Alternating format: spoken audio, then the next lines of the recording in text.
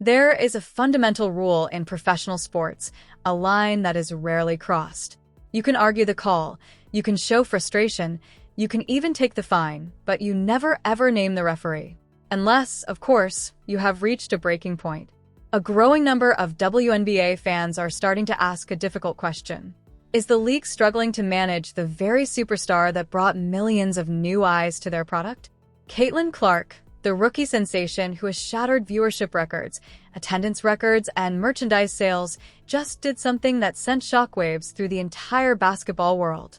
She didn't just complain about a call. She took the microphone, looked dead into the cameras, and called out a referee by her first name, Greta. And she didn't stop there. In what many are calling the most defiant press conference of her young career, Clark seemingly dared the WNBA to suspend her all over a technical foul given for clapping. The timing of these calls has sparked intense debate. Across social media, in sports bars, and on national television networks, observers are watching closely.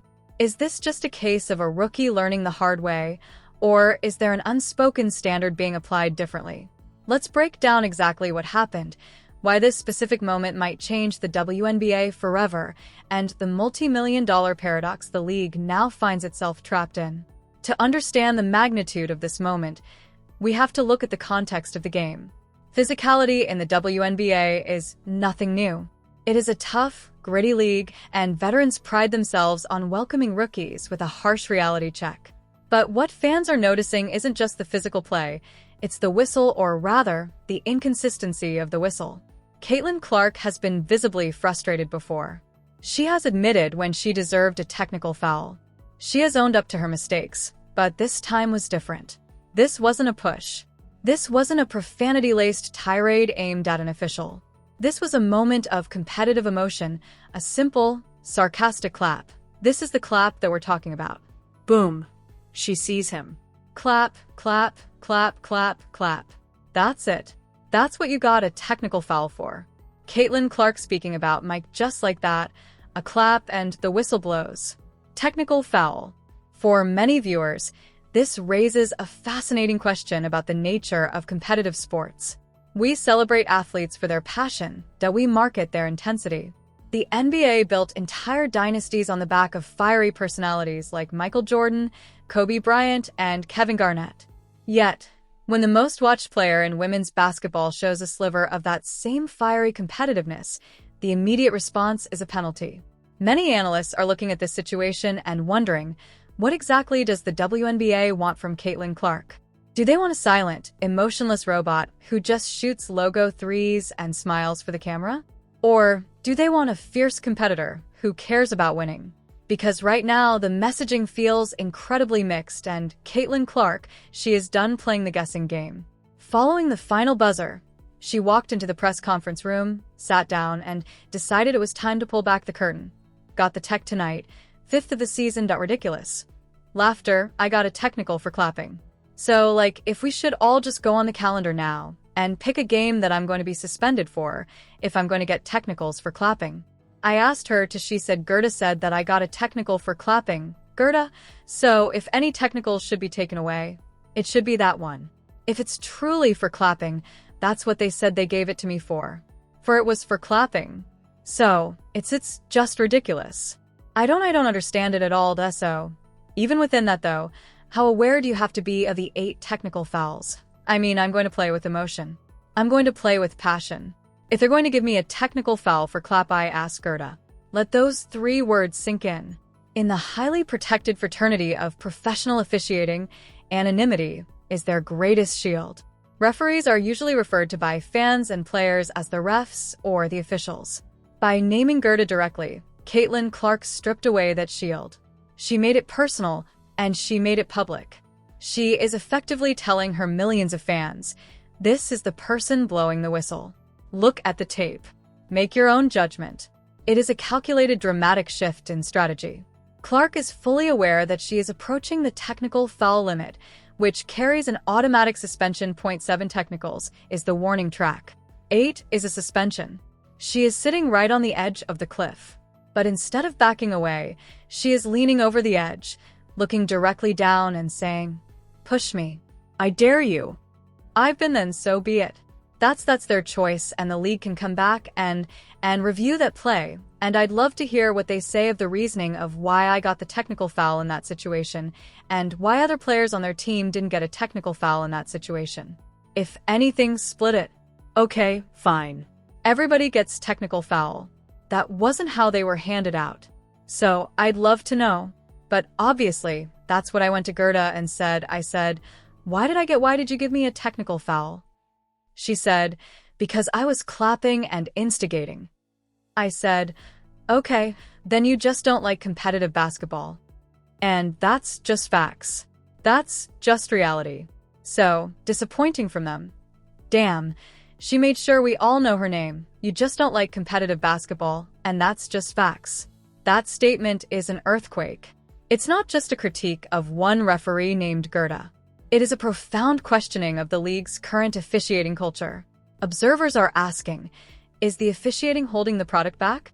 If a player is being penalized for bringing passion to the floor, what message does that send to the millions of young girls watching at home?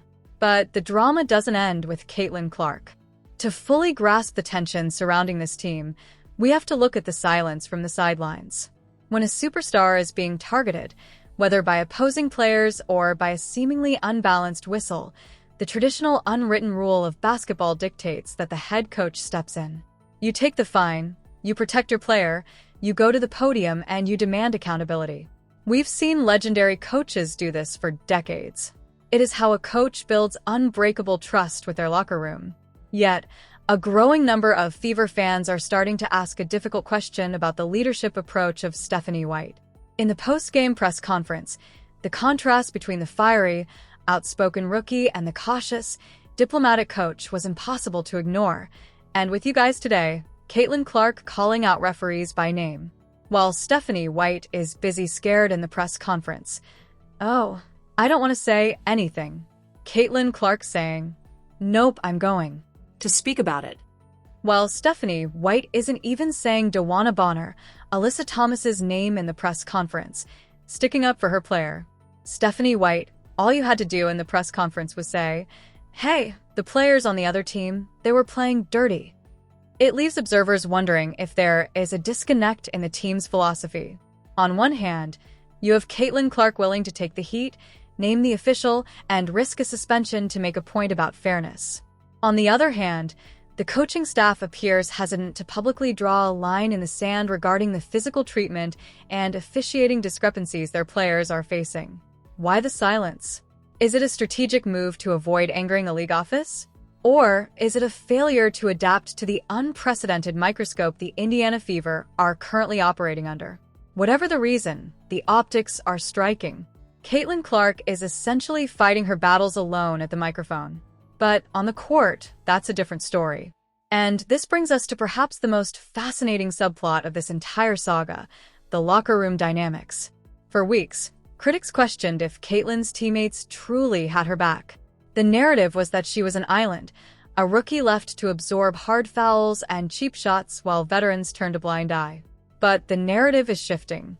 Players are beginning to realize that if the officials won't protect the game, they have to police it themselves. Enter Myisha Hines-Allen. Myisha Hines-Allen having her back directly, or specific words, booty don't know.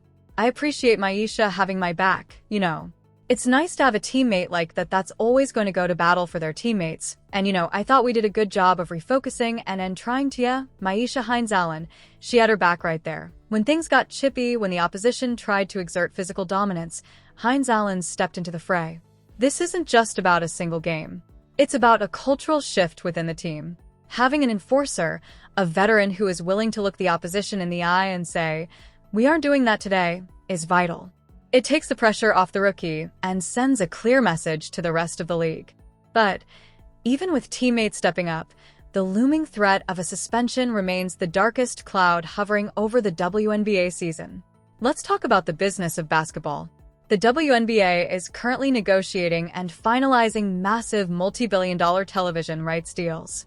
They are partnering with massive corporations, NBC, Peacock, Amazon Prime. These networks are not paying historic sums of money to broadcast regular basketball. They are paying for the Caitlin Clark effect. They are paying for sold-out arenas, shattered viewership records, and viral moments. So, fans are left asking, what happens if Caitlin Clark actually gets suspended? What happens if she receives one more technical foul for clapping, or smiling, or showing frustration, and the WNBA is forced to ban her for a primetime, nationally televised game?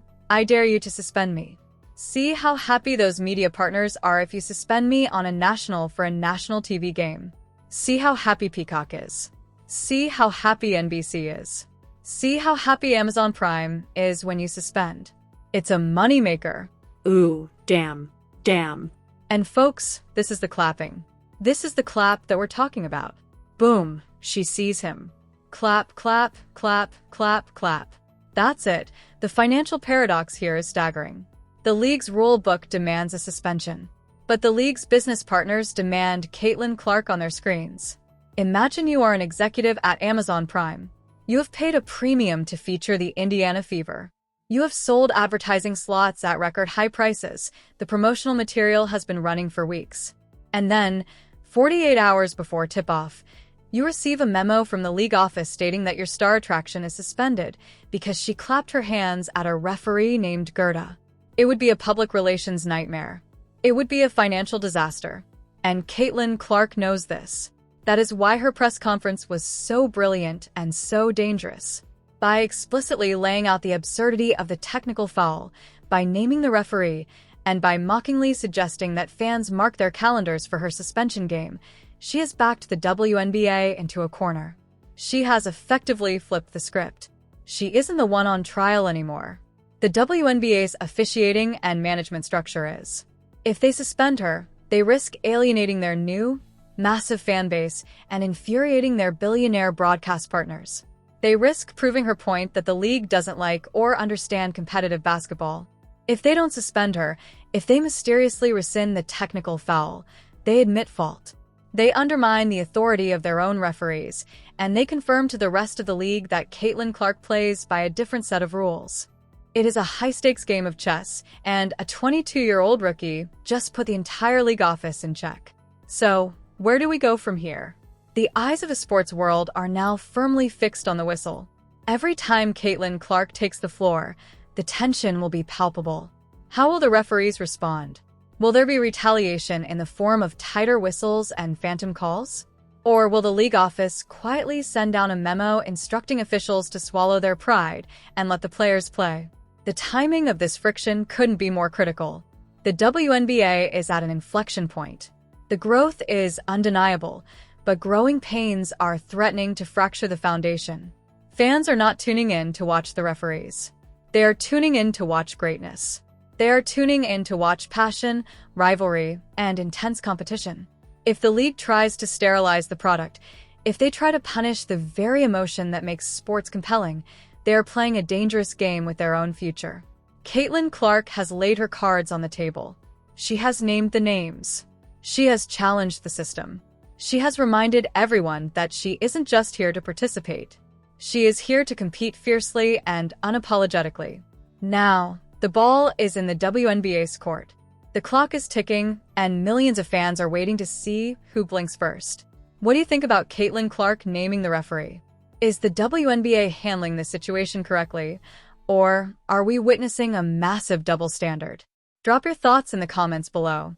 If you want to stay updated on all the untold stories and deep analysis from the WNBA, make sure to hit that subscribe button, turn on notifications, and give this video a like.